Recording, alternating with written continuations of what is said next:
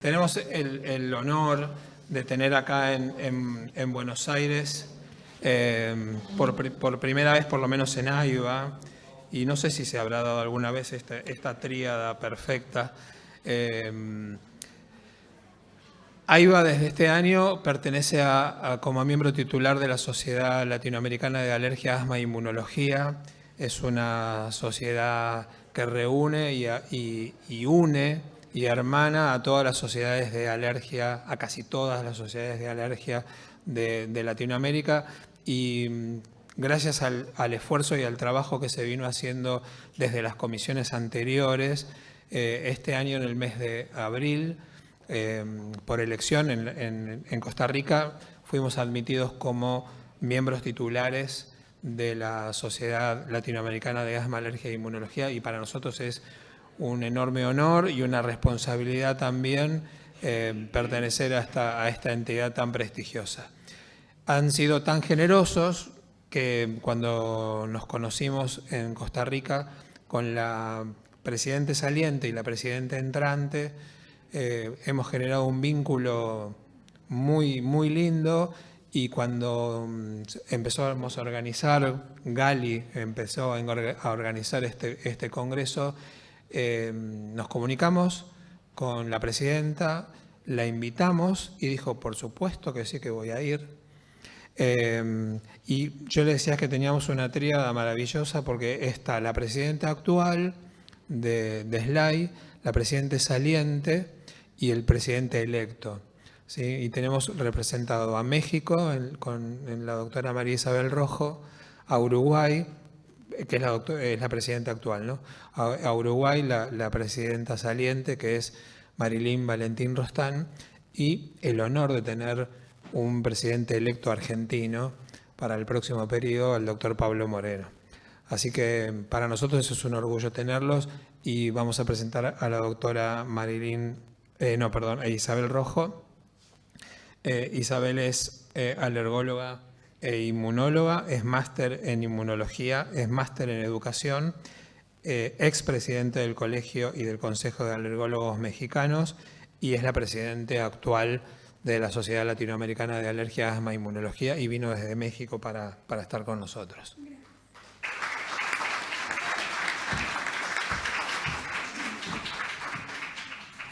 Muchas gracias. Bueno, antes que nada, gracias por la invitación. Gracias a todos ustedes. Ya se fueron los otorrinos, así hablo, no se preocupen. Siempre me esperan en la puerta. Y bueno, estoy muy feliz de estar acá. Es un país que me encanta, que me ha hecho conocer muchas cosas, y que obviamente rodeado de compañeros y amigos es mucho más placentero. Muchas gracias por la invitación. Y bueno, vamos a platicar un tema que no se puede ver en 15, 20 minutos. Sin embargo, vamos a dar un panorama general en cuanto a qué son los BTKs, qué son los inhibidores JAK y cómo los vamos a utilizar. Y me voy a enfocar en algunas patologías específicas alergológicas, porque no podemos verlo en todo. Una disculpa porque ahorita que nos pusimos en crisis, porque se cambiaron las configuraciones de la presentación, porque somos incompatibles algunos computadoras, pero verán que la mayoría se ven correctamente. Y bueno, les decía, la Sociedad Latinoamericana, que es a la que represento, es una asociación de asociaciones donde tratamos de unir ciencia sin fronteras. Todos ustedes, y hoy que estamos acá, son invitados a nuestra asociación a formar parte de nuestros comités, ya que como sociedad forman parte de esta asociación. Este es mi conflicto de intereses. Sin embargo, el día de hoy no hay ningún conflicto, porque ninguna industria farmacéutica apoya esta presentación. Por lo tanto, vamos a tratar de ir aclarando algunos puntos sobre inhibidores JAK, inhibidores BTK y biológicos. Por allá se quedó mi teléfono y tiene una alarma, lo dejé por ahí en el mostrador, o ahí. Bueno, no importa. Es que mi teléfono, le puse un timer, sorry. Vamos a hablar qué son los JAKs primero, y los inhibidores JAK o las JAK sinasas, que son una serie de enzimas intracelulares que van a ser las responsables de muchos procesos en cuanto a la producción de moléculas a nivel del núcleo. Inducen señales de transducción y hay varias de las que vamos a hablar, que son JAK1, JAK2, JAK3 y la tirosincinasa 2.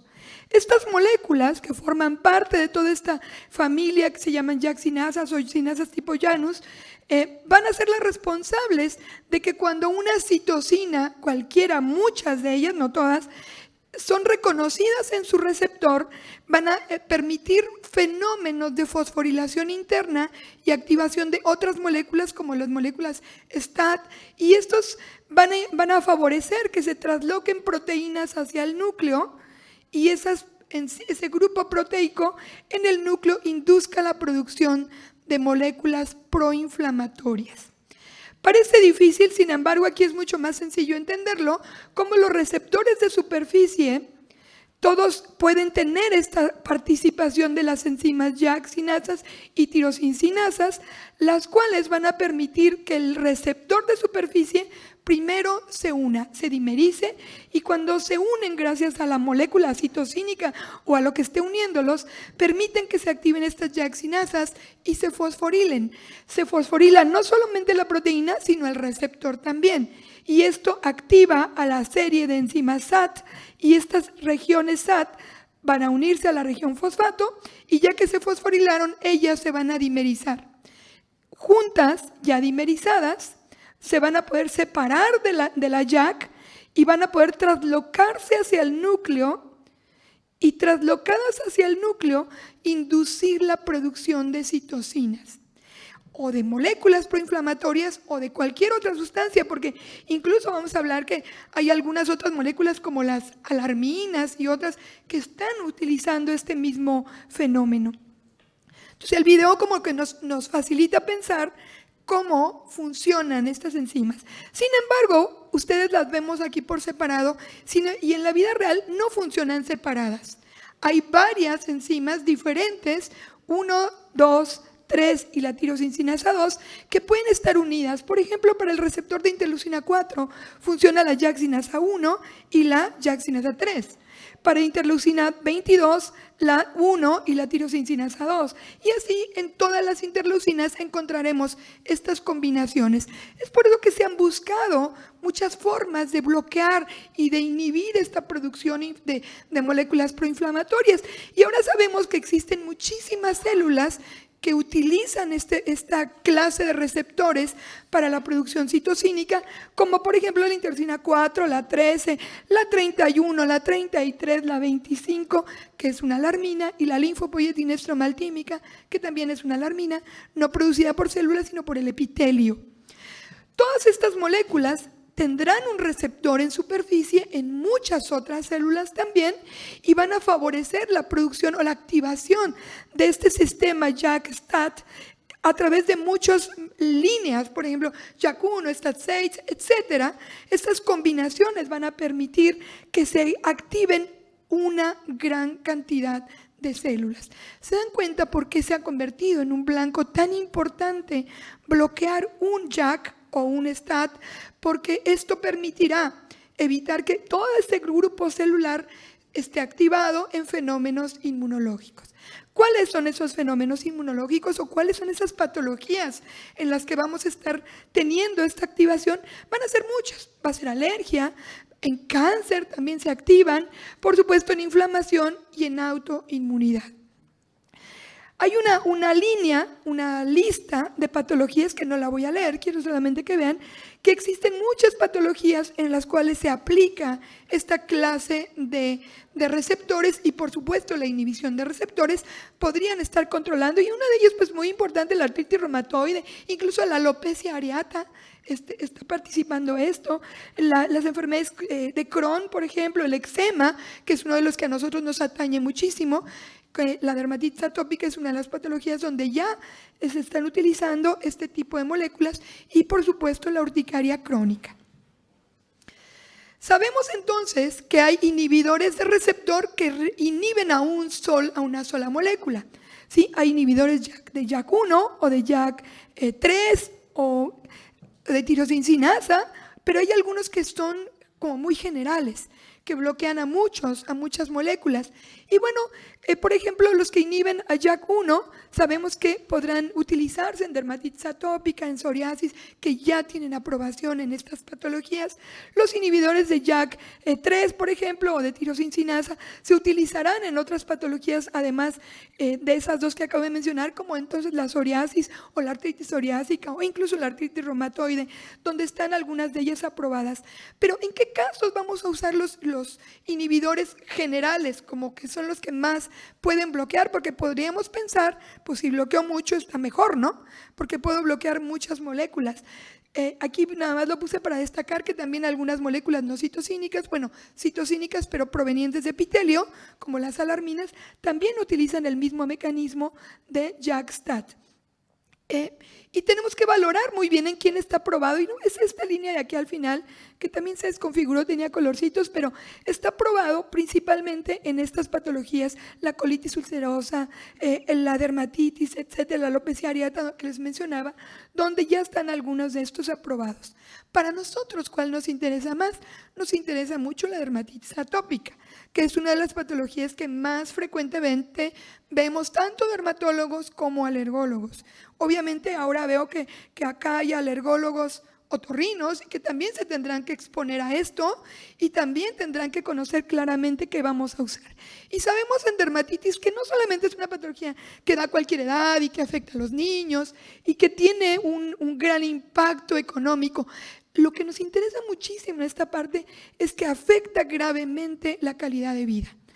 Hay un gran ausentismo, son pacientes que se deteriora muchísimo su autoestima y tenemos que buscar cómo resolverlo. Hace muchos años, cuando empezaron a salir los monoclonales, recuerdo que la indicación para omalizumab era asma grave. Y me decía una paciente, es que yo tengo asma grave. Le decía, no, mija, no tienes asma grave. A ti te da una crisis cada 6 meses, dices que si yo no puedo salir y bailar y hacer deporte, para mí es grave. Entonces, esto fue muy importante en mi forma de ver las enfermedades, porque le damos impacto a la calidad de vida. Y ahora lo vemos, las guías de ARIA, las guías de GINA, se enfocan principalmente en calidad de vida.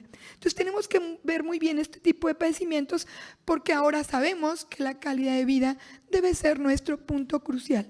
Sabemos que en dermatitis atópica hay afecciones genéticas, entre ellas, pues evidentemente, la producción de estas moléculas STAT y JAK están alteradas, una alteración en la función de barrera, pero también una alteración inmunológica donde participa la respuesta TH2 por la presencia de los alergenos y la producción de citocinas, y todo esto repercutiendo en un daño epitelial con acantosis y con inflamación del tejido cutáneo, y que vamos a tener que enfocarnos en algo que bloquee muchas cosas. Por lo tanto, vemos ahora que estos mecanismos tienen muchos puntos de incidencia, muchos que podemos pensar en bloquear, donde participan estas en regiones enzimáticas STAT-JAK, y que gracias a eso, incluso en la imagen que está en la orilla, podemos ver que no nada más en la dermatitis como tal, sino en los agravamientos asociados a las disbiosis que se dan en este tipo de enfermedades, donde la piel pues empieza a inflamarse, y que obviamente podemos bloquear por muchas formas estas vías enzimáticas. Sabemos que tenemos para este tipo de patologías obviamente monoclonales conocidos ya como dupilumab, y todos los que normalmente no usamos todos, pero que dupilumab es el más importante y el más aprobado en todos, sino que ahora también tenemos obviamente los inhibidores JAK y algunos nuevos monoclonales que tienen implicación en este tipo de padecimientos, que a estos dos de acá están off-label, están estudiando, pero también se utilizan en este tipo de patologías. Sin embargo, los primeros y las moléculas pequeñas que pongo acá abajo son los que sí están aprobados y que podemos claramente empezar a sugerir en la terapéutica de nuestros pacientes. Y aquí vamos a ver cuáles son estos y qué vamos a hacer con estos inhibidores. Sabemos que hay 2 generaciones de inhibidores JAK, los de primera generación, que van a ser los no selectivos. Estos bloquean multi-JAKs, incluso tirosincina, Y ahí tenemos principalmente al baricitinib, al roxolitinib, al tofacitinib y al gusaticinib. Y de entre estos también tenemos a los de segunda generación, que son los específicos ya de una molécula, que son selectivos, se le llaman mono-JAKs, y que estos tenemos al abrocitinib, el upadacitinib y el deucravacitinib. Estos tienen no solamente eficacia en una sola de ellas, sino menos efectos adversos. Es ahí donde le ganan a todos los demás, porque los otros, aunque son multi-JAKs, tienen efectos adversos más importantes. Tenemos, en el caso de la dermatitis atópica, una lista de productos entre los cuales encontramos monoclonales y también encontramos moléculas pequeñas que podemos bloquear como los JAKs. No me voy a detener ahí. Vamos a pensar cuáles son esos efectos adversos de los inhibidores uni-JAKs, que son los que nos deberían preocupar y usar. Y los más importantes, que son más frecuentes, me refiero no más importantes, son algunas infecciones de vías respiratorias, náuseas, cefalea y acné. Y algunos otros poco frecuentes que son reactivaciones virales. Por eso es que siempre se tiene que hacer una prueba y saber cómo está su actividad viral para tener un buen tratamiento en ellos. Efectos cardiovasculares y una asociación que han demostrado recientemente con neoplasias. Sin embargo, esta significancia estadística, como nos platicaba el doctor, es muy baja. ¿Qué tengo que cuidar en nuestros pacientes? Algunos perfiles celulares, por ejemplo, la hemoglobina, que no baje mucho, los neutrófilos, los linfocitos, las plaquetas y las enzimas proinflamatorias como la CPK. ¿Qué pasa si se alteran? Bueno, si la hemoglobina baja, entonces yo puedo bajar temporalmente la dosis e incluso reducirlo. Los neutrófilos no deben bajar desde 500 a 1000, los linfocitos también no deben bajar entre 500 y 700, no debe haber alteración hepática grave y su depuración de creatinina debe ser arriba de 60, de 30 a 60, que es lo que máximo utilizamos para pensar. Por lo tanto, esto no pretendo que lo lean, simplemente que vean que en dermatitis atópica tenemos aprobados tópicos que están con verde al final.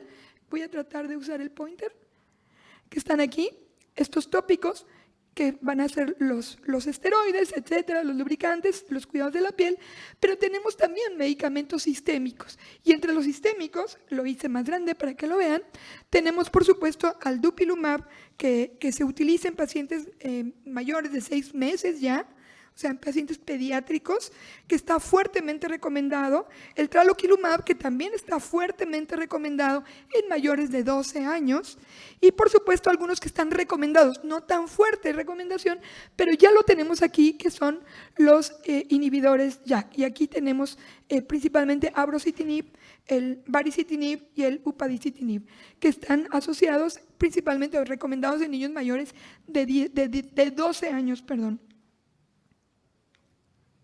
Listo. Esto nos permite entonces reconocer que en dermatitis atópica tenemos tratamientos para menores de edad, para niños un poquito más grandes, que son los biológicos conocidos, y también tenemos para mayores de 12 años, que son las moléculas pequeñas, los inhibidores JAK, que sí están aprobados en este tipo de población y que nos permitirán modificar la historia de ese paciente. Incluso, hablando de medicina de precisión, podemos pensar que un paciente que no responde a un biológico puede combinarse con un anti-JAK. ¿Qué pasa? Que sabemos sobre el uso de estos biológicos, incluso sabemos de estas moléculas pequeñas, sabemos que pueden tener incluso superioridad contra los biológicos. Siempre pensamos que el biológico es inocuo y que es muy bueno, pero es muy caro. Entonces, no todos tienen acceso y se han hecho estudios donde abrocitinib contra dupilumab demostraron que al inicio abrocitinib era más rápido y que dupi, por ejemplo, y obviamente que el placebo. Sin embargo, al final dupilumab le fue ganando en la probabilidad de presentar sintomatología. Esto es por escalas de medición.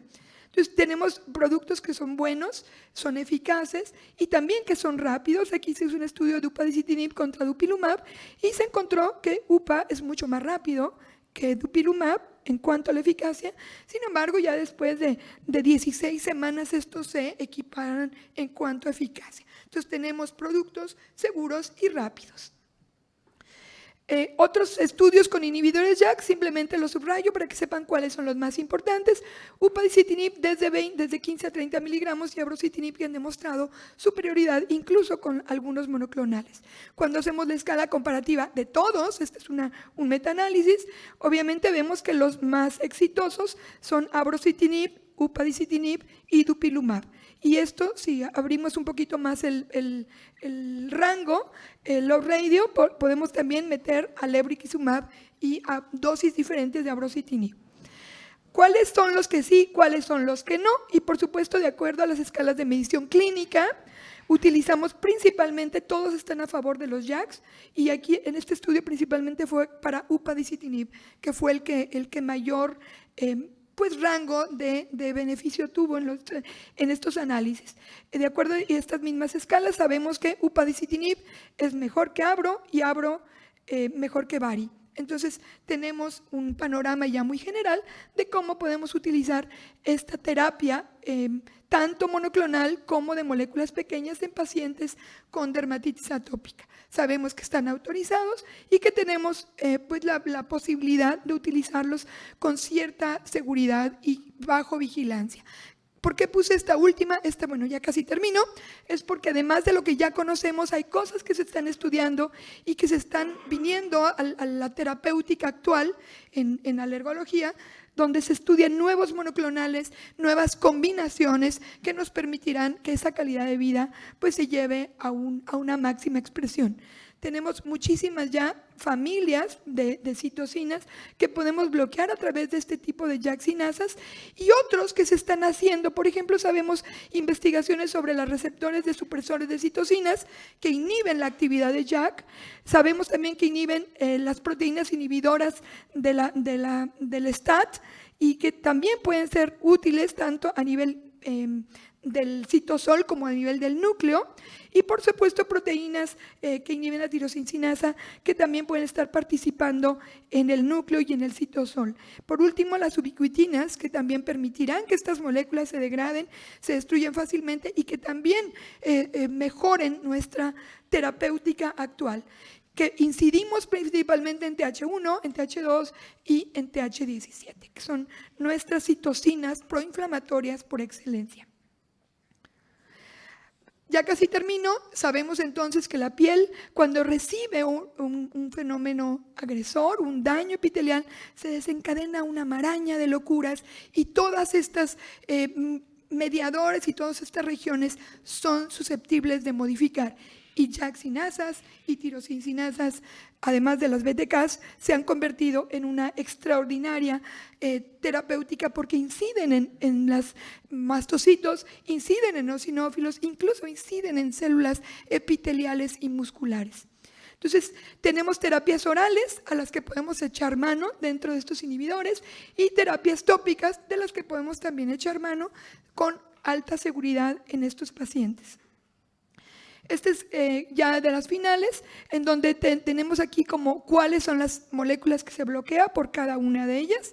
Yo creo que una de las más pues fáciles de entender, porque esta imagen yo la tengo impresa para acordarme exactamente qué quiero bloquear y cuál es el que bloquea cada cosa, y que gracias a eso obviamente tenemos pues eficacia y aprobación de estos productos en múltiples patologías, principalmente en dermatitis atópica.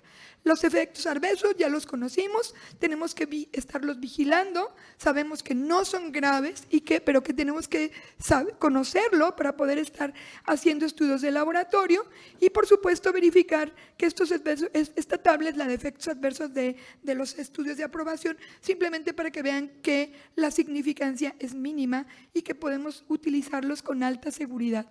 Estudios comparativos con monoterapias, sabemos que no hay diferencias significativas entre el placebo y el monoclonal, la molécula pequeña, como para inhibir o prohibir el uso.